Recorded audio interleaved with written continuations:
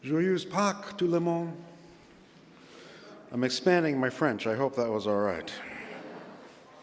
Happy Easter, everyone, and welcome to the First Unitarian Congregation of Ottawa. Whether you are here in Worship Hall or watching from wherever you may be, know that you are welcome in this time and in this place. I'm the Reverend Meter, this congregation's lead minister, and I'm thrilled to be with you on this bright, stunning Easter morning. This morning we're joined by our worship associate Lisa Boulay and our interim music director Kirk and members of all of our church choirs.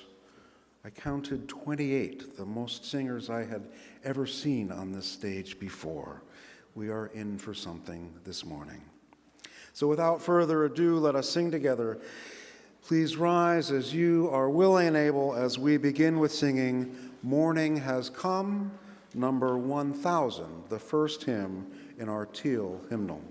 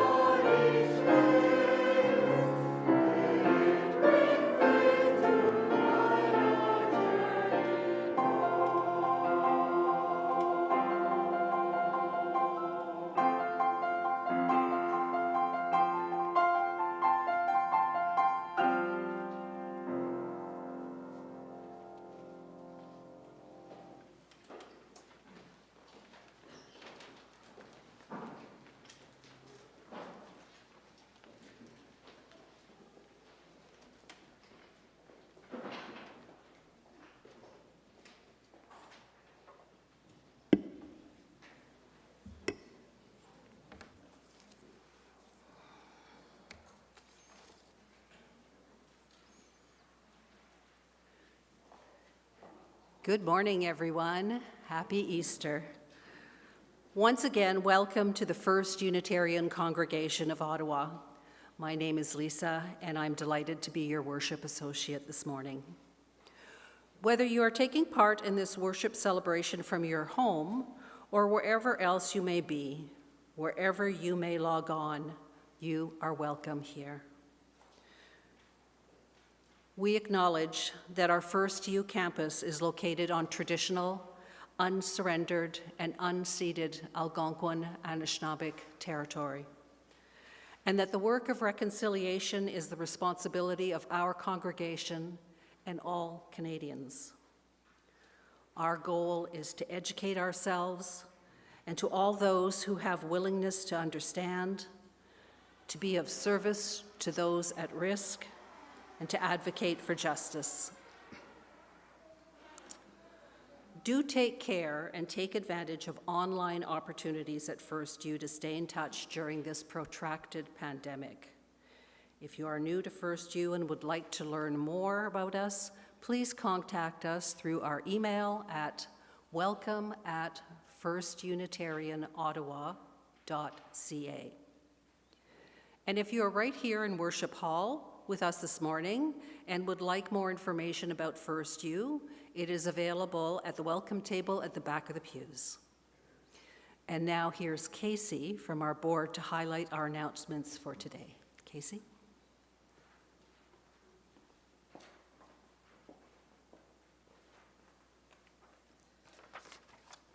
Bon matin et joyeuse Pâques. Easter is a time for renewal. So here is a message from the Renewal Task Force. Blackouts and ice can't hold us back. Despite everything, we got out the email announcement about something old, something new, our special fundraising campaign. Since we don't have to remind you of that, we can instead remind you that we need more surveys filled out and more job ads submitted. Check out the ads. There's a job for you. There are two interesting events occurring on Wednesday, April 12. The Truth and Reconciliation Action Group is hosting an event entitled Just Get Over It. It's on Wednesday, April 12 from 5 to 7 via Zoom. This thought-provoking workshop is led by Indigenous storytellers and facilitators from Trent University's First Peoples Houses of Learning. And it helps participants better understand why Indigenous peoples cannot just get over it. At 7 p.m. on the same day, FirstU is hosting a talk here in person in Worship Hall by Lama Lanang Rinpoche, a teacher of Tibetan Buddhism from California. All those who are seeking their own spiritual path or want to learn more about peace in everyday life are welcome to attend. It's free. And finally, please mark your calendars for FirstU's annual general meeting coming in less than 3 weeks. Really, really important. It is not on Zoom, it's in person. Also, it's on Saturday. So Saturday, in person. Please come. Registration will start at 1 p.m. Details about these and other events can be found on our website or in the EUU.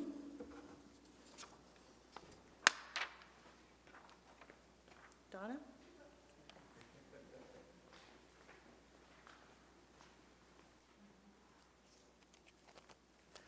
Hi, I'm Donna Bowen-Willer from the Environmental Action Group, and the EAG sends you Easter greetings. Although after a week of weather extremes which challenge us to contemplate the shift of consciousness we're required for the survival of life on this planet, may this be part of our Easter reflections. Lots coming up this week. Search out Earth Detox and Ottawa's TMP. If you don't know what it is, look it up on the Climate Action page.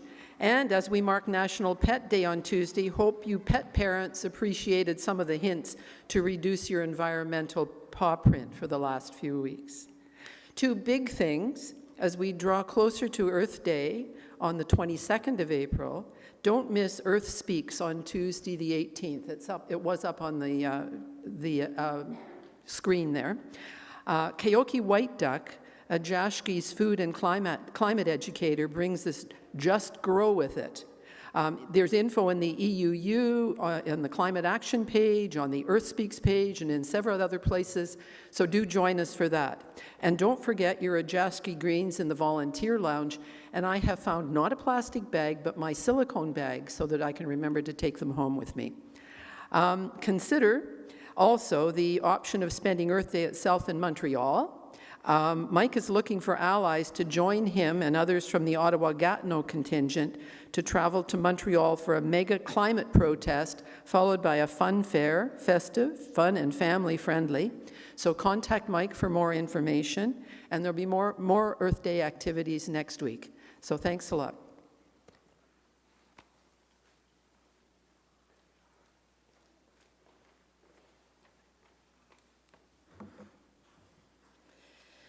We encourage you to sign up to receive the EUU, our weekly email newsletter, to check our Facebook page and Instagram pages, and our webpage for notices and updates. Our calendar continues to be as full as ever, though as global health challenges continue, many of our activities are still taking place online. Whatever your heritage, whatever your faith, whomever you love, and however you identify, today you are a part of our spiritual community. Welcome.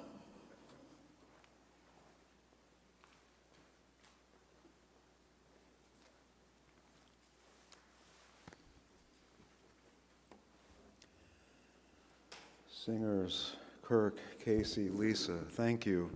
Donna, thank you.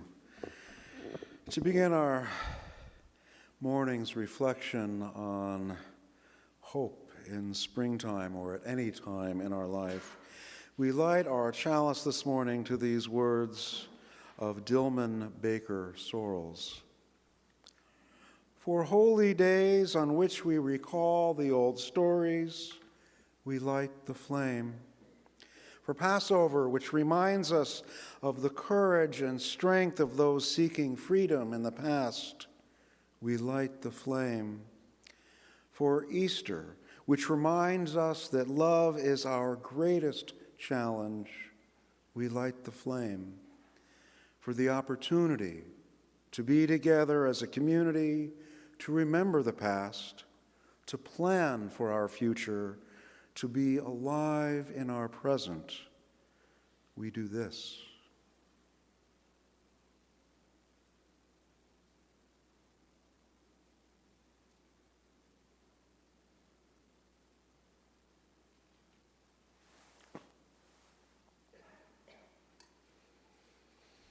Our chalice is lit. Come, let us worship together.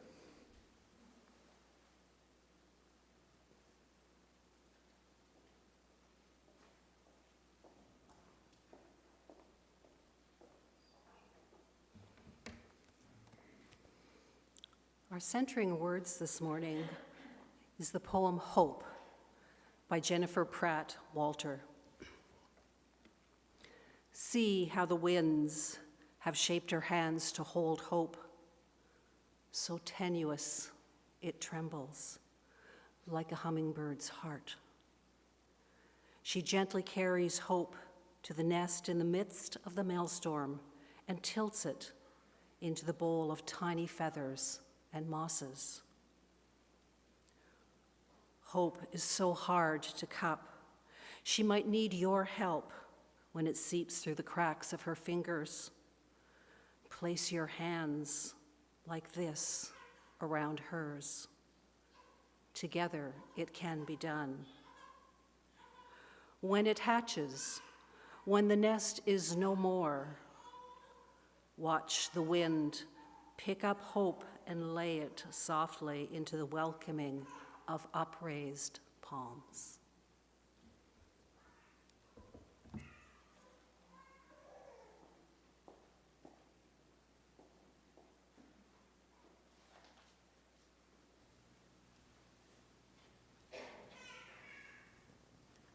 Each week in our time together, we pause in recognition of both the joys and the sorrows in our lives and across the globe. We honor the celebrations and challenges by placing a stone in a bowl of water. As the ripples extend outward, we can imagine them continuing out beyond the edge of the bowl, out through our pews, out into the world beyond. This morning, a stone for the return of Easter egg hunts here and elsewhere across the world. And a stone of appreciation for David Suzuki, who signed off his last edition of The Nature of Things on Friday night. Thankfully, the show will continue on the CBC. Other stones this morning a stone of concern for all those here and everywhere still without power.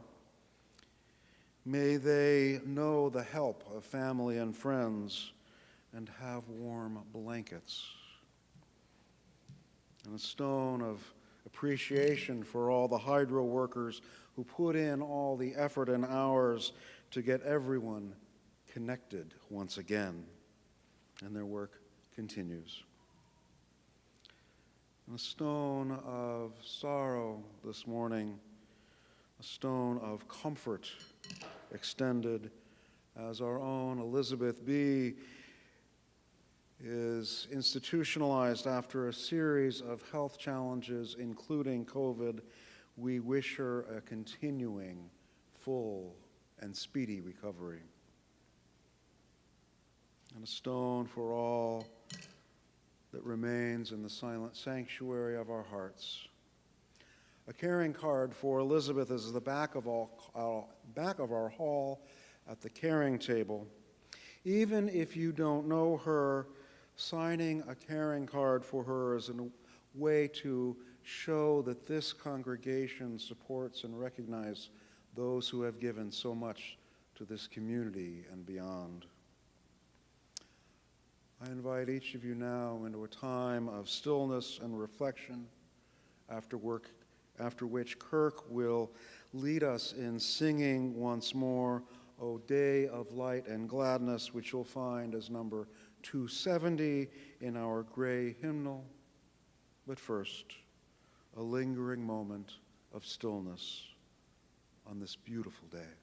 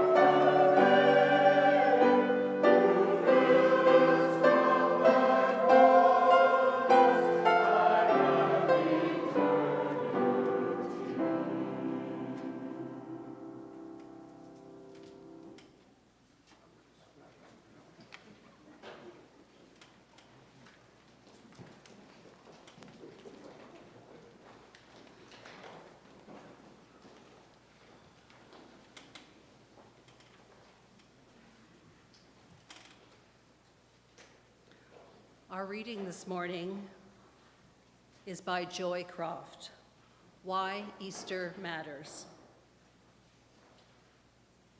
A myth is not a tall tale, quite the reverse. Whether it is true or false, historically speaking, a living myth is true to life.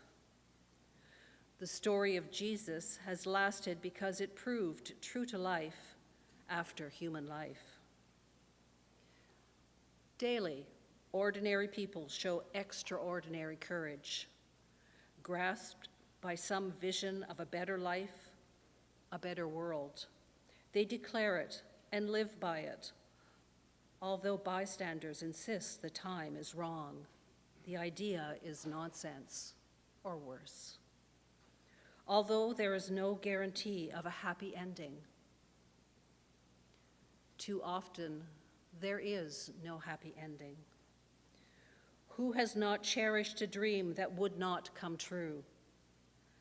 Have we not all known the scourge of uncomprehended rejection, the pain of defeat? That pain is as real as the pain of crucifixion. The death is real too, the unredeemable death of dreams.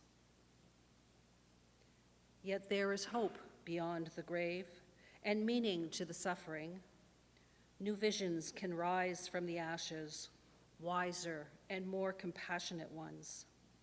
There is meaning, there is value. Yet when darkness surrounds us, it is hard to believe. At such times, let us turn to the tale of one who lived and died on such a scale that his significance is undeniable. The Easter story is our small passion tide writ large. So let this man's faithfulness till death dignify our own acts of faith. Did he die? Did he rise again? Let the truth of it rest within us, giving us courage, helping us hope.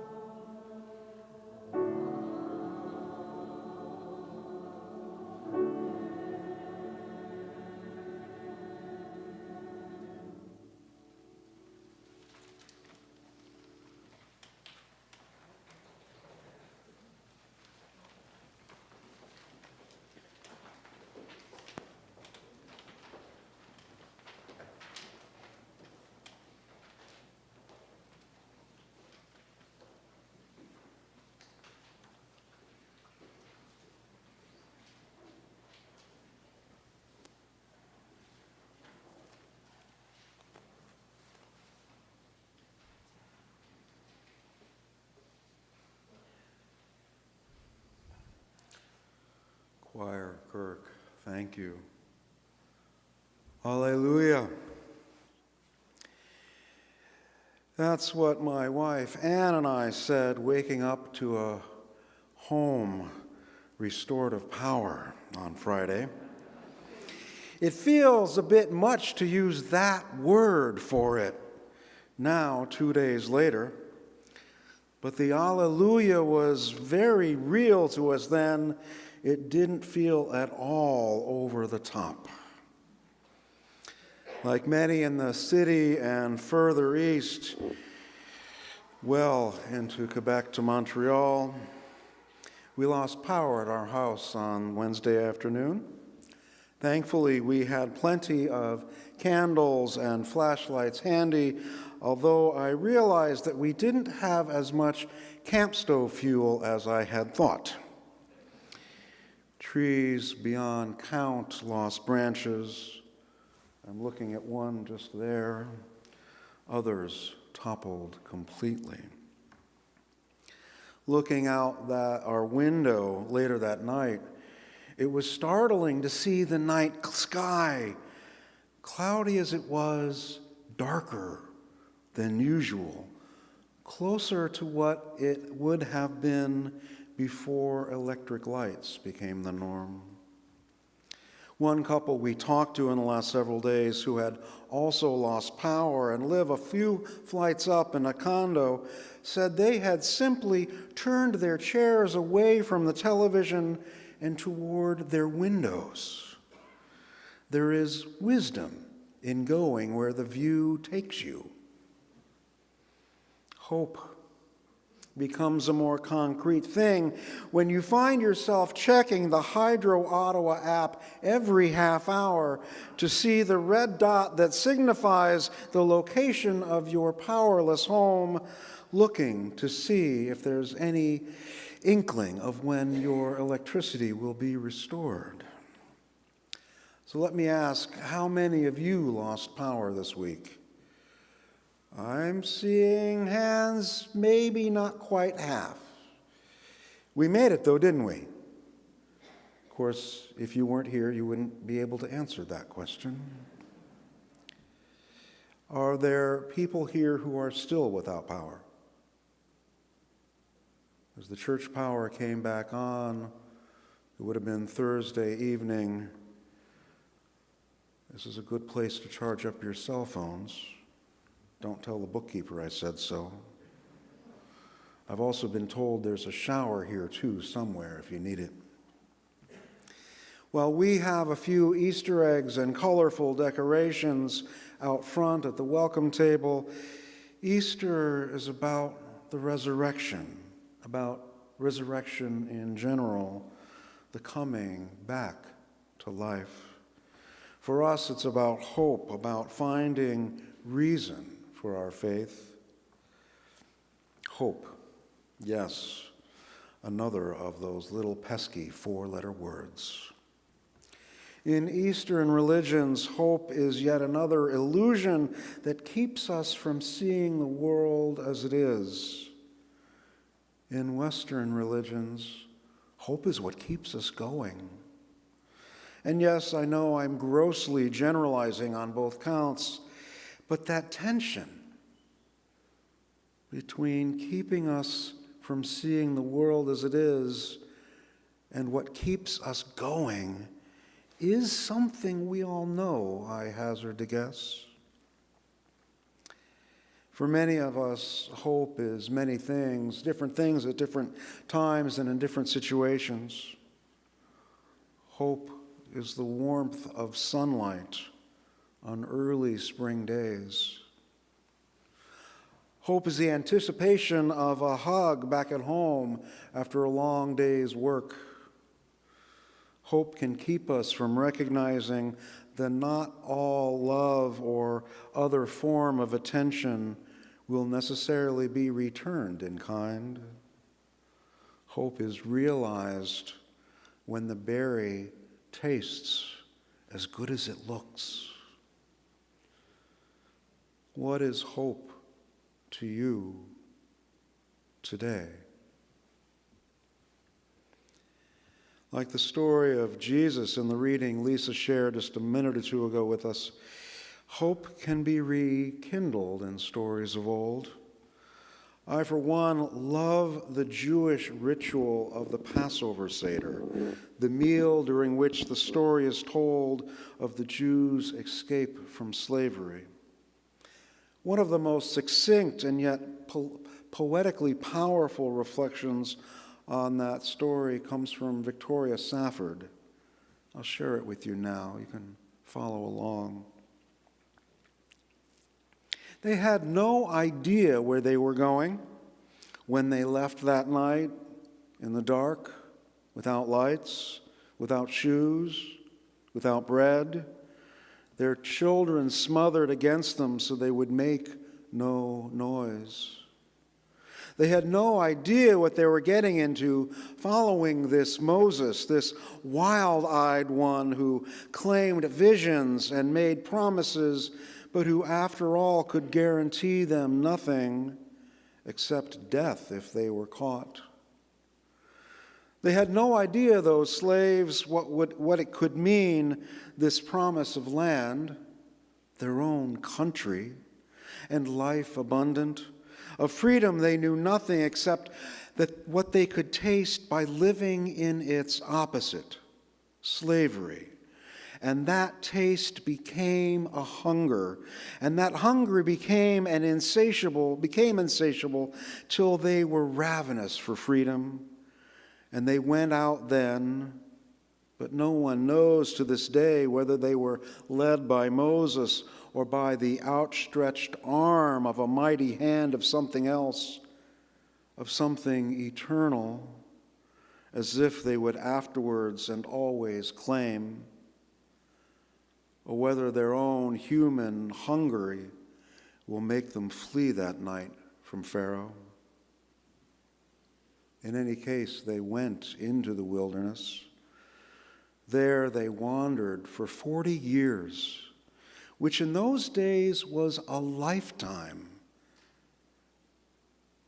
40 was a good old age. So many of them died before getting anywhere, and many were born in the desert and grew to adulthood knowing nothing but the journey. Not slavery, not freedom, just the going. They whined and complained and muttered, and some mutineered, for they were a stiff-necked and rebellious people. You can read it for yourself. Ungrateful people, even when the manna rained down from heaven and quails were sent to feed them. Unhappy people, longing out loud even for the familiar security of Egypt, of all places, where at least they knew what to expect, as awful as it was. Impatient people, making cheap little idols and gods of metal to bargain with in secret when the traveling got hard or merely dull, and the days and years became monotonous. In the springtime, we remember. The promised land is not a destination, it is a way of going. The land beyond the Jordan, that country of freedom and dignity and laughter, you carry it inside you all the while. It is planted in your mind and heart already before you ever start out, before it even occurs to you that in order to leave that light in Egypt, the intolerable bondage of that life, what you need to do is to stand up and walk forward.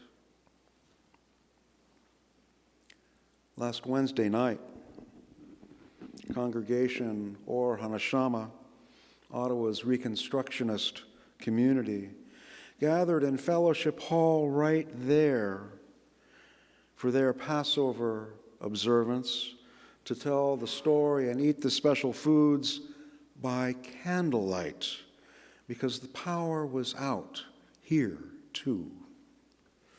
No ice storm was going to stop them. Simply knowing that gives me another reason to hope.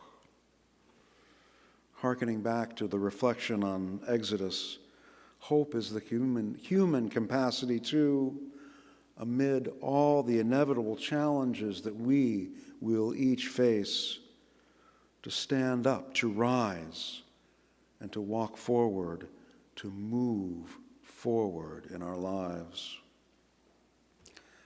Of course, we celebrate the promise of hope at some point each spring. It simply wouldn't work to celebrate renewal or resurrection or hope in November. While we need hope as much then as at any time, the theatrical backdrop of November for hope is simply all wrong. It's in the springtime. It's in the springtime when the natural world might show us the reality of this, may, even with this last week's storm, provide a little more reason to hope.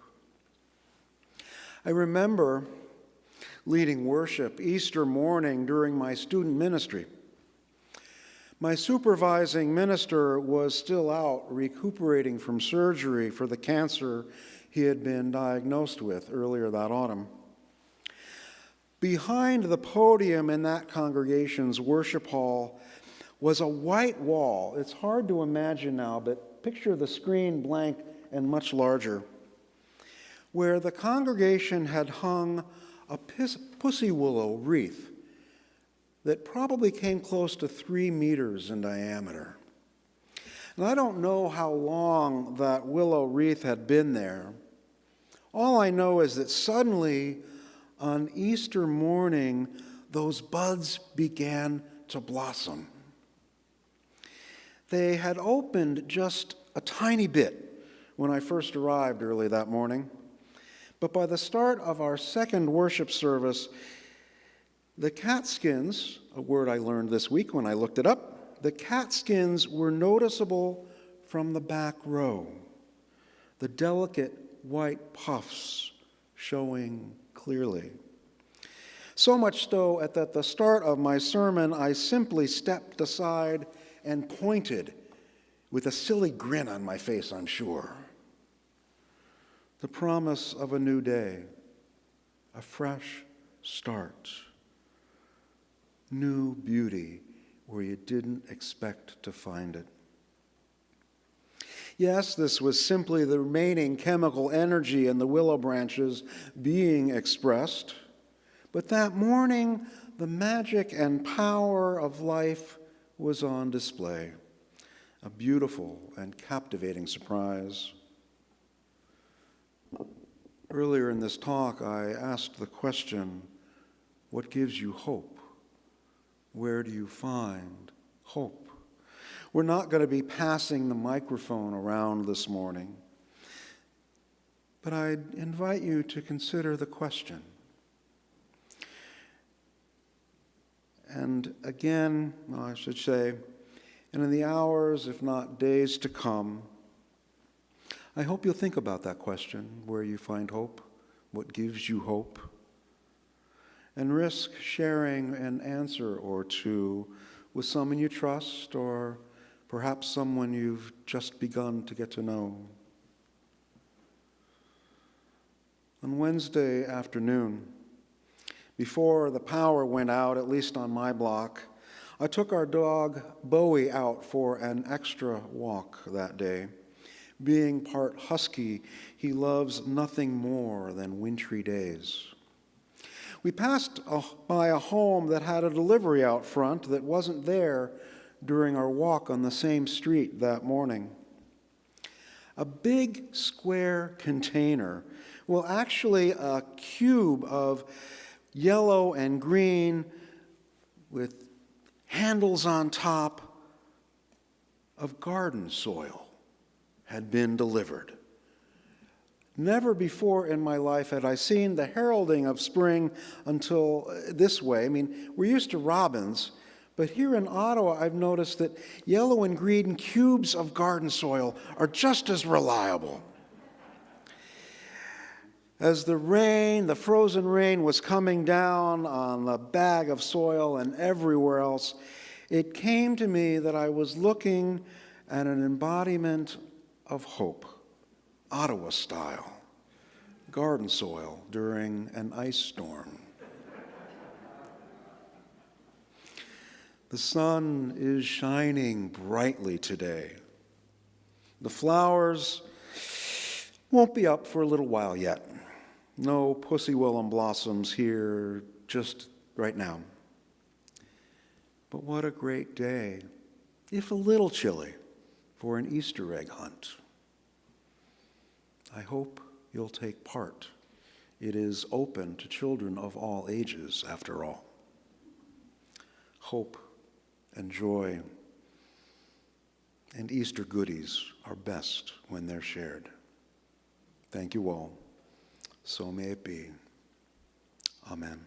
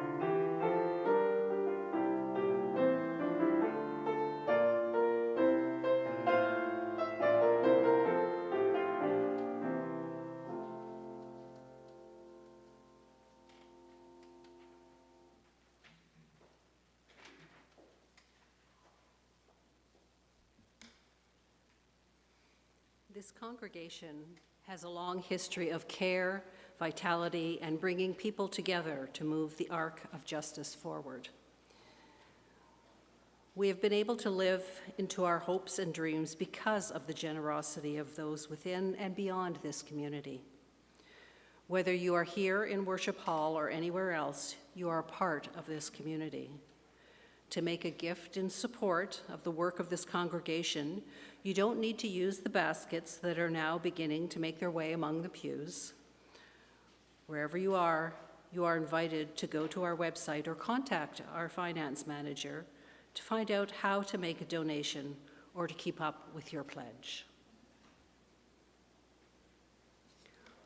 Our gifts are freely given and gratefully received. We dedicate these gifts to the work of this community of faith, serving human wholeness, caring for the planet, upholding religious freedom, welcoming the stranger, loving one another.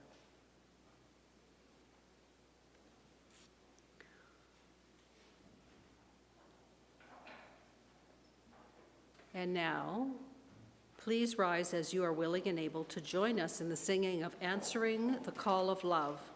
The retitled version of this hymn is number 1014 in the Teal hymnal.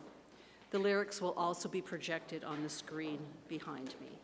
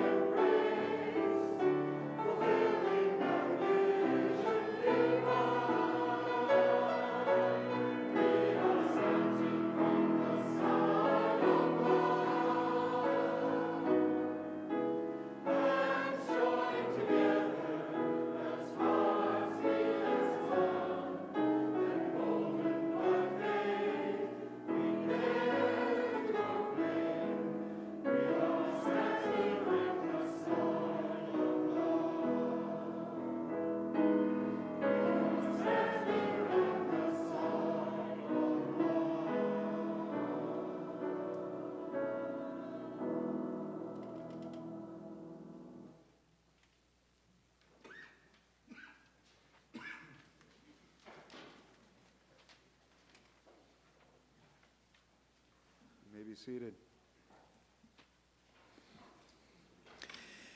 Before we begin to close this time of worship and reflection, a reminder that our coffee hour will resume in Fellowship Hall immediately after the service. For those watching remotely, an informal online fellowship hour will begin at noon. You can find the Zoom link in our website or in Friday's EUU.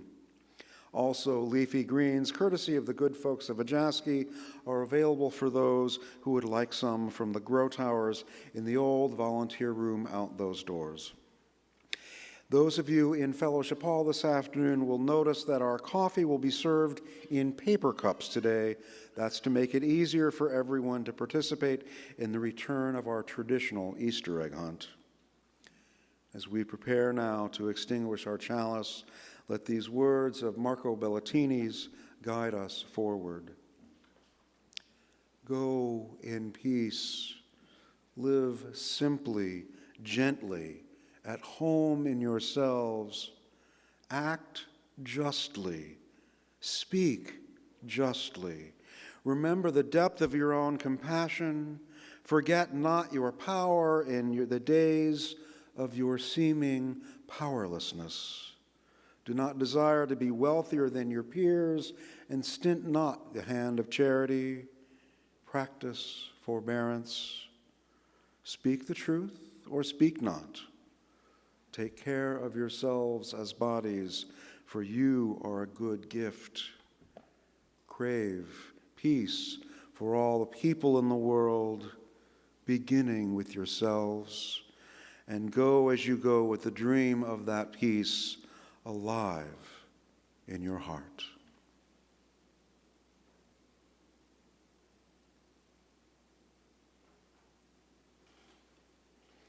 This morning's chalice is extinguished, but the spark of our connections and faith remain. Kirk, singers, will you bless us yet again?